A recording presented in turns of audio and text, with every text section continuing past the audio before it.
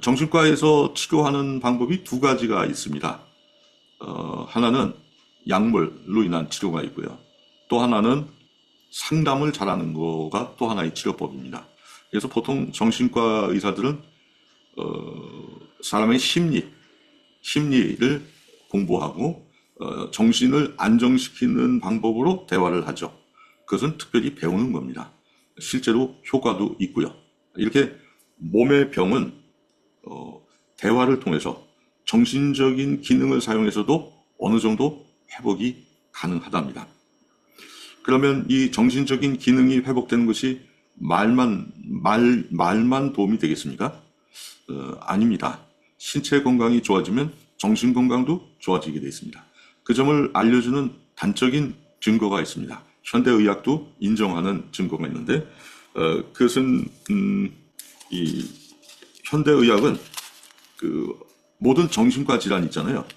뭐 우울증을 비롯해서 공황장애를 비롯해서 조울증이나 또 분노 조절 장애나 강박증이나 등등 이런 정신적 장애의 원인을 밝혔는데 그 원인이 산소 부족증이라고 얘기를 합니다. 이구동성으로. 어떻게 생각하세요? 그런 정신과 질환이 산소 부족증이라고요? 그러면 산소는 우리가 호흡을 통해서 얻는 것 아닙니까? 그 산소를 가르치는 걸까요? 맞습니다. 그 산소를 가르치는 거예요. 네. 우리는 이 호흡을 통해서 들이마시는 산소를 통해서 생명을 얻을 수 있게 되어 있습니다. 그래서 그런 얘기 있죠. 생명과 호흡을 주시는 이런 표현도 있어요. 네. 생명과 호흡을 주셨다 이거죠.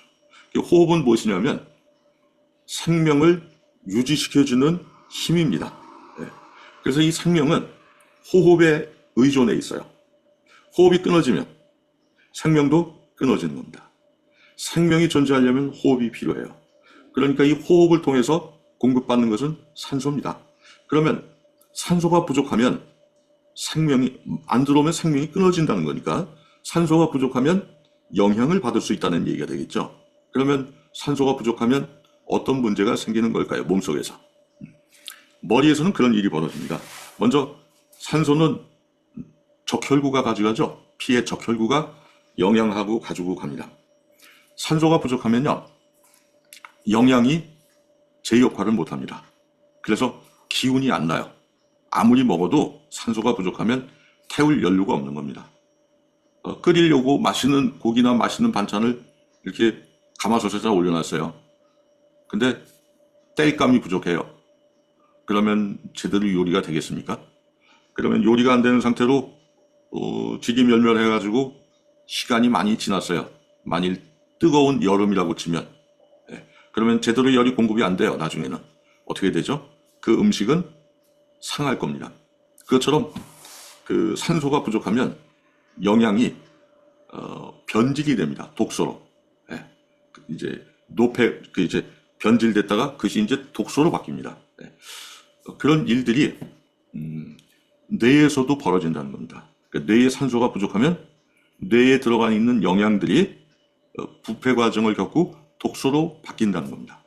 그러면 그런 독소들이 예전에 설명드린 것처럼 염증을 일으키고 신경세포에 염증을 일으키고 그리고 뇌 조직의 여러 부분들이 파괴되는 겁니다. 뇌세포들이. 그러면 나타나는 병이 정신과적인 질환들도 온다는 겁니다. 이해가 가세요? 현대의학은 그렇게 얘기를 하는 겁니다. 물론 그 과정은 조금씩 설명하는 게 다릅니다. 그리고 지금 제가 설명드린 것처럼 명확하게 이 뇌 질환을 이렇게 설명을 하는 것은 별로 없는 걸로 알고 있습니다. 그렇지만 앞으로 그렇게 정립이 될 겁니다. 어쨌든 이 산소 부족증은 뇌의 정신과적 질환의 원인이 맞습니다. 이 정신과적인 질환의 원인도 되지만요. 나중에 이렇게 신경세포들이 파괴되고 부분 조직들이 파괴된다고 그랬잖아요. 이런 일들이 다른 데서도 일어날 수 있잖아요. 그러면 다른 조직들에서도 그 부분의 혈액순환이 안 되는 거거든요. 그러면 심하면 어떻게 될까요? 암도 옵니다. 그래서 산소 부족증은 모든 암의 원인이다. 이렇게도 얘기를 하는 겁니다. 뇌질환도 그와 관련이 있는 거죠. 그러면 이 뇌질환에 걸리면은 뭐 정신신경과 약을 주는 거죠. 예. 뭐 수면제도 줄 거고 뭐 여러 약을 줍니다. 또 뇌 기능을 이렇게 다운시키는 약도 주고요. 뭐 여러 가지 약을 주는데 그러면 그런 문제를 해결하기 위해서 신체 어느 조직과 직결돼 있을까요?